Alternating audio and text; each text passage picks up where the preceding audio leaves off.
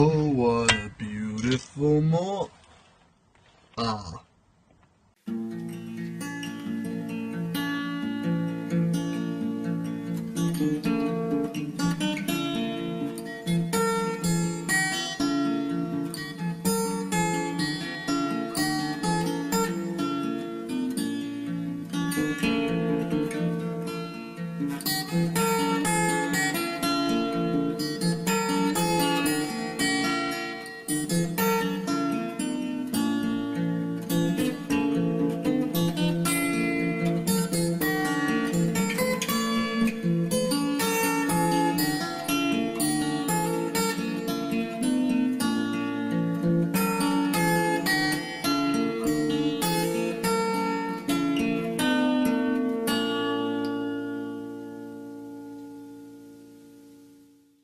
Hey all you Hillmaniacs, it's Hillmanator.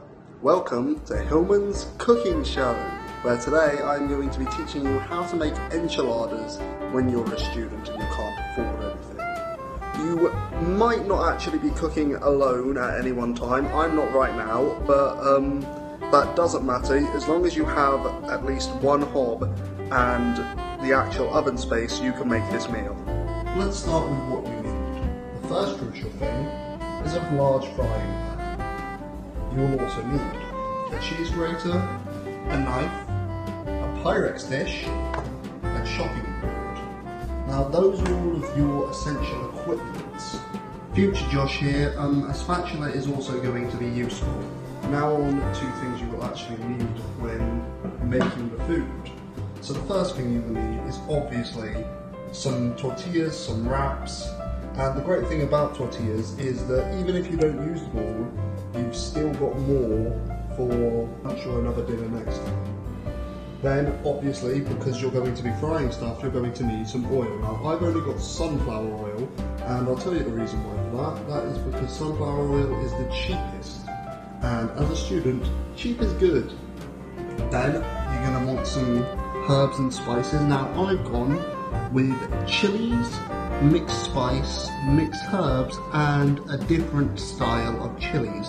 And I've also still got a little bit left over from last time I made it, so I've saved it. Now this is always worth doing. If you can save something and use it next time, do it. Then, as you probably guessed from the cheese grater, you're going to need some form of cheese. I've gone with Lancashire today, but virtually any cheese will do the job. Of course, the main filling of the enchilada, you're going to want your meats. Now I ran out of space in the freezer, so I had to defrost both of these. So in fact today I'm going to be having a chicken and pork enchilada, because why not? Finally, you are going to need some form of salsa or sauce to go inside and on the edges of the enchilada. Now you can either buy these straight from a jar, fajita sauce is the exact same, or possibly from a kit, or you can make one using chopped tomatoes. Personally, today I am going to be using this marinade from Nando's because I don't want to spend money buying stuff that I don't need. Let's begin. Now the first thing you're going to want to do is cut up your meats.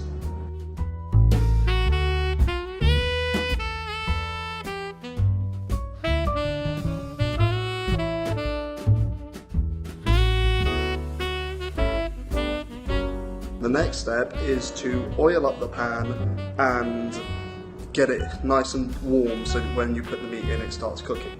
Now, personally, when I'm using my oil, I like to use the spray oil because it means that I use less, which means it will last longer, which as a student is ideal.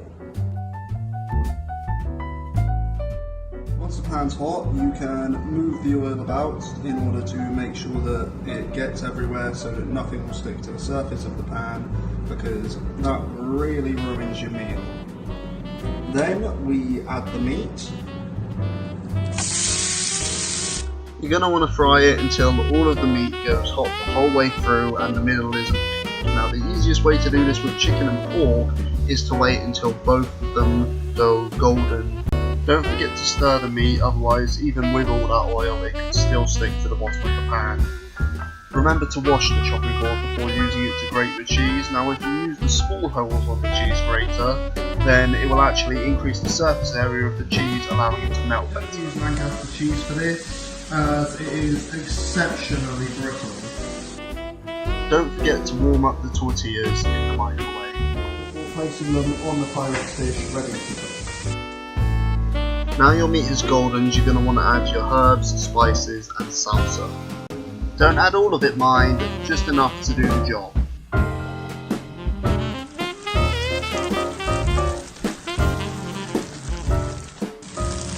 Once your salsa sauce sort of thing has burned out, you're going to want to take it off the heat, and then you're going to want to scoop your meat into your enchiladas. Add a little bit of cheese and the other herbs and spices that you've been using, just to give it a bit of flavour. Then you want to fold it up and do the same with however many you can manage to scoop out of your meats.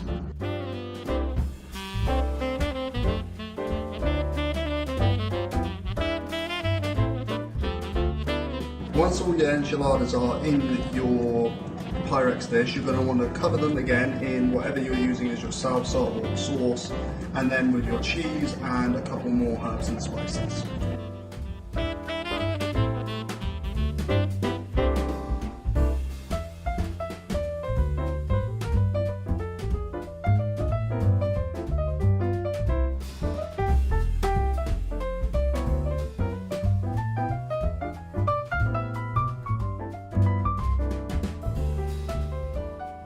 Covered in herbs, spices, cheese and sauce, you're going to want to stick them in the oven at around 200 for 25 minutes.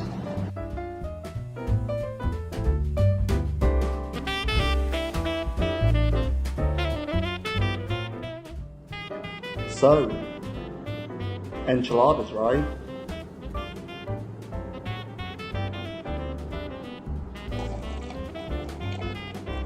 Now, while your food's in the oven, you're going to want to clean up as much as possible, or your roommates will slaughter you. Even if you don't intend to fully wash your stuff now, the least you can do is soak it through so that it's not going to get hard when you have to wash it. Of course, you should also be checking it beforehand, because otherwise this will happen. As it turns out, someone accidentally knocked the hob and caused it to go up to 250 rather than 200. Oh well, I mean, it's not completely ruined, it's just going to be a bit more toasty than normal. And of course, because I've used so much and I know I'm not going to eat it all, I'm going to put the rest away in Tupperware and finish that off tomorrow. And so it all comes down to this, the taste test.